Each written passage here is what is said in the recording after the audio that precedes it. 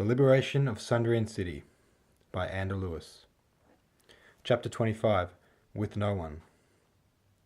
On the damp, cold stone floor of the dungeon of the Sundrian City Palace, the city princess sat, her arms hugged around her knees, her teeth clenching sporadically with anger, cursing that she never squeezed the trigger of the thunder sword and ended the evil that was Emperor Frigg, her once beloved father. She'd created the opportunity she'd dreamed of for so long, only to lose her nerve and resolve at the last minute, and for that she was beyond angry with herself.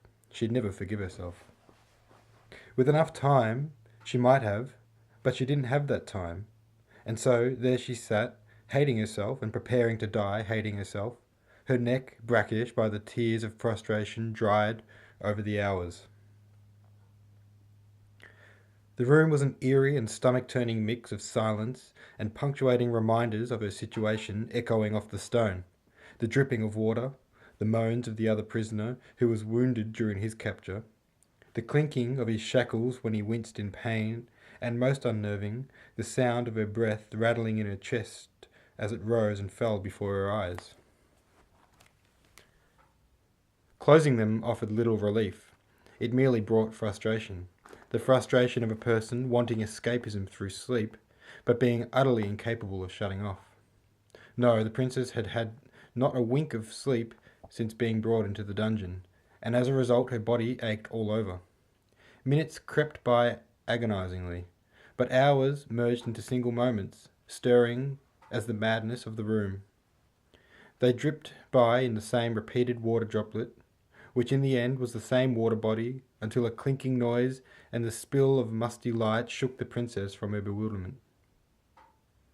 It's unorthodox if... The guard stopped and looked up at the silent figure looming steelly above him, incapable of answering. It's a message from Remy though, right? Garresh nodded. Oh, very well, go ahead. Garresh did not go ahead, but merely stood back and looked at the door. His expression was poisonous, and barely worth an attempt at opposing, although the guard did for a brief moment. Go ahead, I said. Still, Garresh stood in place. He lifted his arms, making the guard flinch, and crossed them across his chest. Again, he gestured to the door with his head. The guard conceded, very well, but very unorthodox, and took the door. Very much indeed, as it clunked closed behind him. Garresh, the princess squealed, rushing to the bars. She collided with them at speed and her arms flung through and around Garesh's leg. Garresh, you came to save me. You came for me. Garresh plied the princess's arms from his legs and shuffled back from the bars.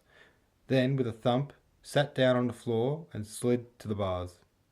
His arms were too thick to fit through, but as the princess put her arms through, he grabbed them and hugged them to his chest, trying to control his strength so as to not hurt her. A tear streamed down past his cheek, and he grunted from his throat. He thought he had come to say goodbye to the princess, but already it wasn't going as planned. Save me, Garresh, please, Garresh, she begged. She was a fragile girl after all, he thought. She had used up all her strength, and now she had none left to accept her own death with honour, and nor should she. No child should have that capability, for they haven't lived long enough to by rights have it in them. No, the will to accept one's own death without fear should come only with adulthood, and even still only to a lucky few adults. She didn't deserve such a fate, Garresh knew. You did come to save me, didn't you? She whimpered. Garresh released her arms and looked in her eyes, and nodded. He tapped his heart thrice with his open palm, and then gripped at the back of his neck with his other. Fresh tears and sniffles from the princess.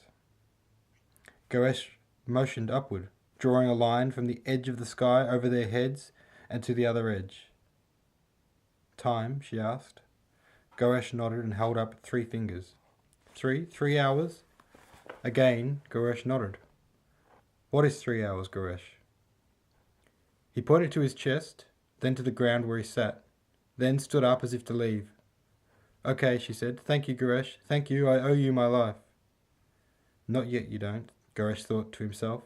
exiting the dungeon and wondering how he would pull off such a feat. He would try, that much he knew now, but he suspected this would end in at least one of their premature deaths, if not both of theirs.